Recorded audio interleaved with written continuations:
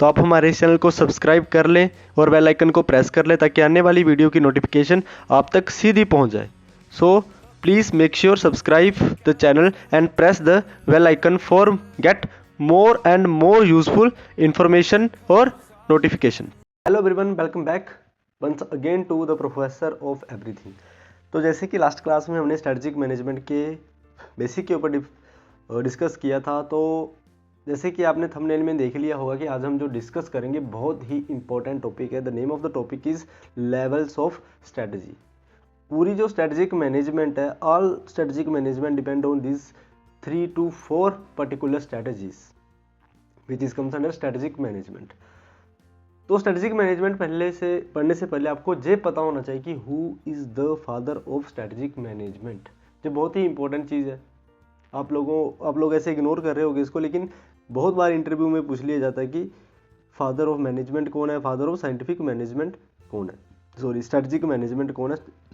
मैं आपको बता दूं कि जो फादर ऑफ स्ट्रेटजिक मैनेजमेंट बोले जाते हैं, लेकिन बहुत सारे लोग बोलते हैं कि जो फादर ऑफ स्ट्रेटजिक मैनेजमेंट है वो माइकल पोर्टर है, लेकिन माइकल पोर्टर नहीं है।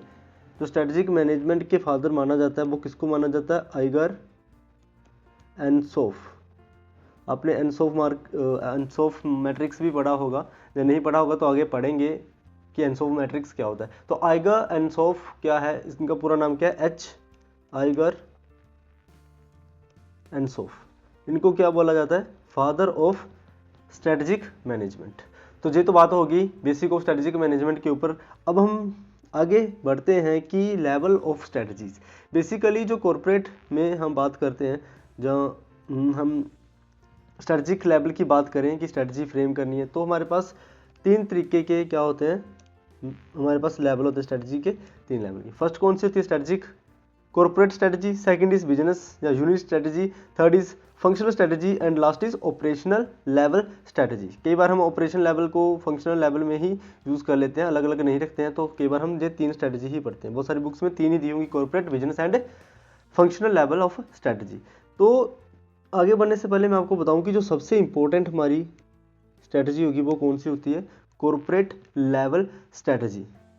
अब ये जो स्ट्रेटजी होती है, this strategy made by top level management. जो हमारी टॉप लेवल मैनेजमेंट है वो इस पर्टिकुलर स्ट्रेटजी को फ्रेम करती है। क्यों? क्योंकि इसमें बहुत ही इंपॉर्टेंट डिसीजन होते हैं जो हमें लेने पड़ते हैं।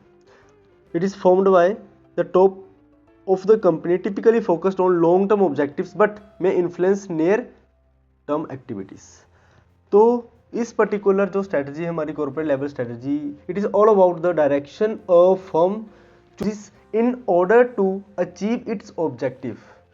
It also deal with the corporate plan, resources allocation and coordination among different strategic business units.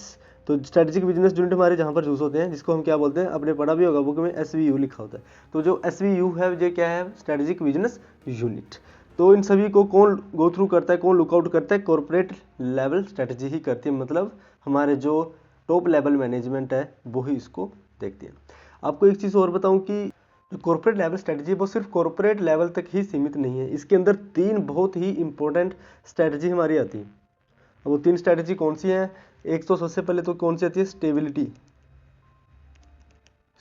Strategy. Second कौन सी होती है हमारे पास? Expansion strategy. और थर्ड जो है, last but not the least, retrenchment strategy. तो अगर हम स्टेबिलिटी स्ट्रेटजी की बात करें तो स्टेबिलिटी में जो कॉर्पोरेट बंदे हैं हमारे, जो टॉप लेवल मैनेजमेंट है, वो ये डिसीजन लेके चलती है कि हमने कुछ चेंजेस नहीं करने। अगर चेंजेस करने भी हैं तो इतने ज़्यादा चेंजेस नहीं करने हैं, पुरानी चीज़ें ही रखनी है। अगर चेंजेस करने हैं तो इंक्रीमेंटल चेंज, जहाँ पर जो कीवर्ड होता है हमारा वो क्या होता है? Incremental change. इंक्रीमेंटल चेंज करते हैं हम, ज़्यादा चेंज नहीं करते हैं। और जो एक्सपेंशन स्ट्रेटजी होती है, ये तो आप वर्ड से ही समझ रहे होगी, एक्सपेंशन की एक्सपैंड करना। अगर ये स्ट्रेटजी चूज करती है, जो सिलेक्ट करती है हमारी टॉप लेवल मैनेजमेंट, तो एक्सपेंशन के अंडर हम क्या करते हैं? अपने बिजनेस को एक्सपैंड करते हैं। कोई नई फ्रेंचाइजी ले लेते हैं, कोई नया ब्रांच ओपन कर देते हैं, कोई नया बिजनेस ओपन कर देते हैं, कोई नई सब स्ट्रेटजिक बिजनेस यूनिट को ओपन कर देते हैं। और रीट्रेंचमेंट का मतलब होता है कि हमने क्या कर देना, जो पर्टिकुलर एरिया या पर्टिकुलर यूनिट हमारी हमें प्रॉफिट नहीं दे रही है उसको बंद कर देते हैं। हम उसको क्या करते हैं? रीट्रेंचमेंट के अंडर भी 2-3 हमारी स्ट्रेटजीज होती हैं। फॉर एग्जांपल कि हमारी जो बहुत बड़ी यूनिवर्सिटी है हमारी यूनिवर्सिटी में 14 डिपार्टमेंट है, 14 अलग अलग डिपार्टमेंट है। तो अगर कोई पर्टिकुलर डिपार्टमेंट काम नहीं कर रहा है, अच्छा काम नहीं कर रहा है, प्रॉफिट नहीं दे रहा है, सिर्फ एग्जांपल के हेल्प से बता रहा हूँ, तो हम उस पर्टिकुलर डिपार्टमेंट को क्या कर देते हैं, शट डाउन कर देते हैं अंडर रीट्रेंचमेंट स्ट्रेटजी। तो रीट्रेंचमेंट स्ट्रेटजी के अंदर भी 2-3 स्ट्रेटजीज होती हैं। जे पर्टिकुलर बंद करने वाली किसके अंडर आती है, वो हम जब रीट्रेंचमेंट स्ट्रेटजी पढ़ोगे आप, तो आप इजीली समझ जाओगे। तो ये 3 स्ट्रेटजी जो होती है हमारी, कौन लेते हैं, हमारे टॉप लेवल मैनेजमेट ये पर्टिकुलर 3 स्ट्रेटजीज को फ्रेम करते हैं। So these 3 most important strategies, stability strategy, expansion strategy और रीट्रेंचमेंट स्ट्रेटजी फ्रेम्ड बाय और made by top level management in corporate level strategy. तो ये था पहली हमारी। अब हम बढ़ते हैं अपनी दूसरी स्ट्रेटजी की तरफ, जो हमारी क्या है, business unit strategy. Business unit strategy is just below the corporate level strategy. This strategy is used by the individual businesses in an organization. So business level strategy is an important because the companies set their strategies at this level. If we talk about the various strategies which are to be adopted, but at business level strategies are implemented. तो हमारी जो अलग जितनी भी corporate level strategy है वहां पर हम बनाते हैं, स्ट्रेटजी फ्रेम करते हैं, बट जब हम इम्प्लीमेंटेशन की बात करते हैं तो बिजनेस लेवल जो है हमारा, वो इन सभी स्ट्रेटजीज को इंप्लीमेंट करते हैं। So the main aim of the business level strategy is to serve the customer groups and seek their satisfaction. तो ये सारा काम कहाँ पर होता है, हमारा बिजनेस लेवल स्ट्रेटजी में होता है, जब बिजनेस यूनिट स्ट्रेटजी बोलते हैं इसको हम, जब क्या बोलते हैं, SBU। SBU means strategic business unit. जो हमारी मिशन स्टेटमेंट है, विजन स्टेटमेंट है, कहाँ पे बनती है, सॉरी जो मिशन स्टेटमेंट है वो कहाँ पे बनती है, जहाँ पे बनती है। आपको पता है कि मिशन स्टेटमेंट क्या इंडिकेट करती है, why your business is existed, कि आपका बिजनेस क्यों एग्जिस्ट कर रहा है, क्यों चल रहा है अभी तक आपका बिजनेस इस पर्टिकुलर इंडस्ट्री में, पर्टिकुलर कंपटीशन में क्यों हो आप, तो वो कौन बताता है, आपकी मिशन स्टेटमेंट ही बताती है। तो मिशन स्टेटमेंट कहाँ पर बनती है, बिजनेस यूनिट स्ट्रेटजी के अंदर ही बनती है। और तीसरा जो हमारे पास क्या था, functional level strategy. Functional level आप समझ गए होंगे जब आपने प्रिंसिपल ऑफ मैनेजमेंट पढ़ा होगा, जब मैनेजमेंट के बारे में पढ़ा होगा, तो फंक्शनल्स हमारे अलग अलग होते हैं। फंक्शन हमारे in the form of finance हो सकते हैं, in the form of marketing, in the form of R&D, HR, operations, marketing, चीज हमारे सारे क्या होते हैं, फंक्शनल लेवल स्ट्रेटजीज होती हैं। So it design the approach for functions और determinants, for example it design the approach for functions और departments.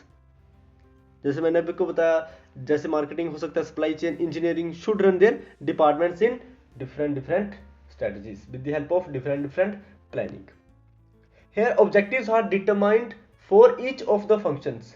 Resources are allocated among different operations within the functional area and the coordination between them for optimal contribution for the achievements of strategic business unit and corporate level strategy.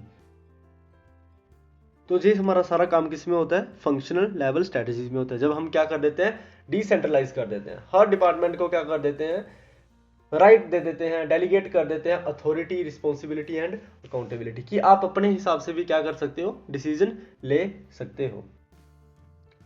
तो इसके last में क्या होता है हमारा, अब हमारा जो सबसे लास्ट में है operational level strategy. Operational level मतलब सबसे लास्ट लेवल में होता है। आउटलाइन द टेक्टिकल स्टेप्स और actions needed to run the businesses or implement change typically focused on near term goals। तो ऑपरेशन लेवल जो गोल होते हैं हमारे, वो टैक्टिक्स होते हैं, जो छोटे छोटे हम जुगाड़ लगाते हैं डेली के काम निकालने के लिए, जो मेक शिफ्ट करते हो, उसको हम ऑपरेशन लेवल स्ट्रेटजी बोलते हैं।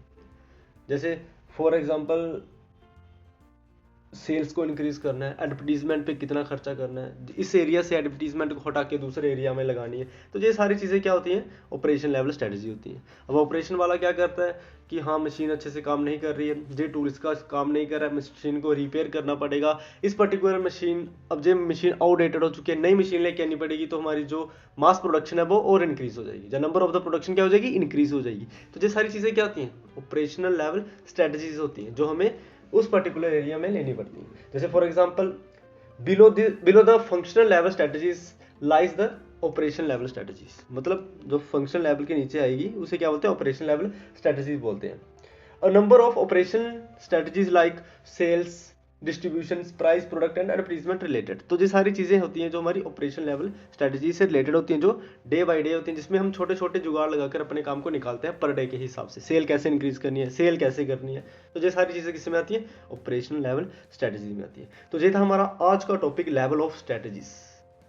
बहुत ही इंपॉर्टेंट टॉपिक है, बहुत ही ज़्यादा इंपॉर्टेंट।